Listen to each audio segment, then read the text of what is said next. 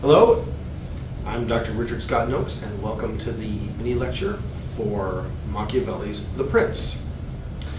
Now, The Prince is what we would call a treatise, which is a kind of nonfiction, I suppose in this case, examination or instruction guide. In this case, it is not a story about a prince, but rather how to be a prince. Now, in the historical context that Machiavelli is writing in, Italy has not yet become what we would consider a modern nation state. Instead, it's made up of a variety of much smaller countries.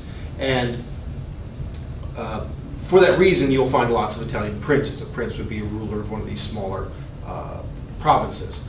And Machiavelli is writing about how to be a good prince. And in doing so, he essentially is writing a very important treatise on the nature of power.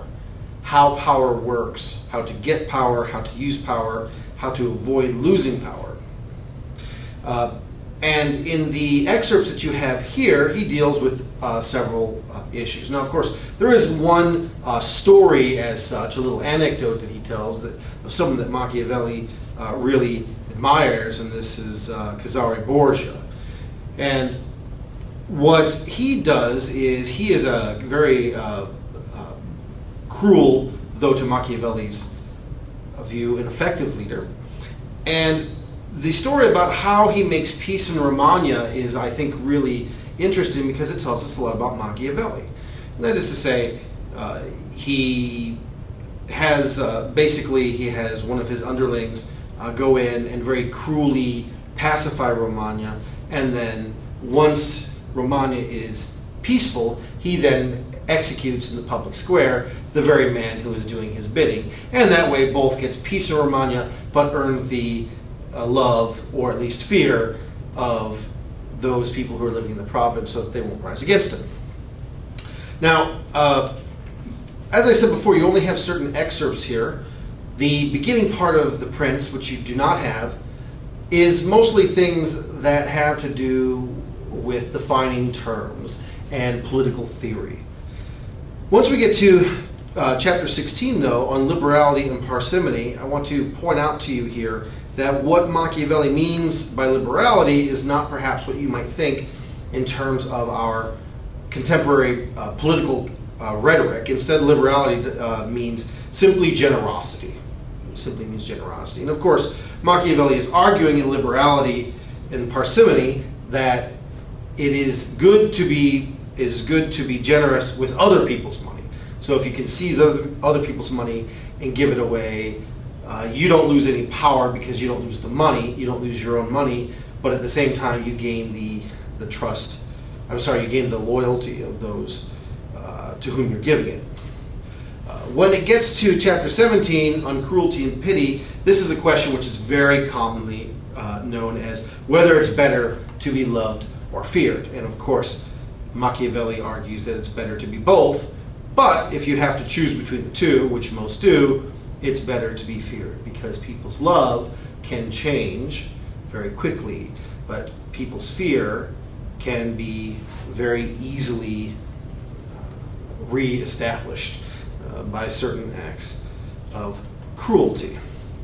And then in chapter 18, when he talks about the ways in which faith should be kept by princes, in this case, he's not talking about religious faith, he's talking about keeping faith in the sense of keeping your promises. And Machiavelli's feeling on this is pretty straightforward, which is don't keep promises that you don't have to keep. He suggests that other people will break faith with you first, so your job is to, indeed, break faith before they do. Be the first one to do so. I have a friend who has argued many times that in order to play the game of Risk and win, you have to be the first one to violate the alliance. You have to be the first one to betray your friends and stab them in the back. I'll let you judge, those of you who've played Risk, whether that is actually a good strategy or not.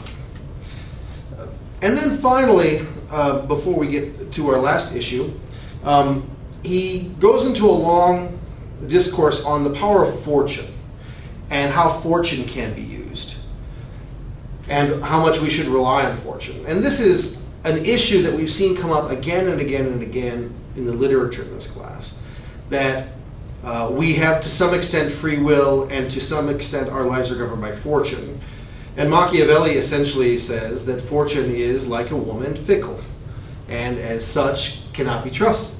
And so if fortune is on your side, you need to take advantage of that. But you also need to lay the groundwork for when fortune is not on your side, because inevitably fortune will betray you. And this is an old concept, the idea of fortune's wheel, the wheel of fortune. And this image of fortune's wheel is an image of a big wheel. Think of more like a mill wheel that's standing upright.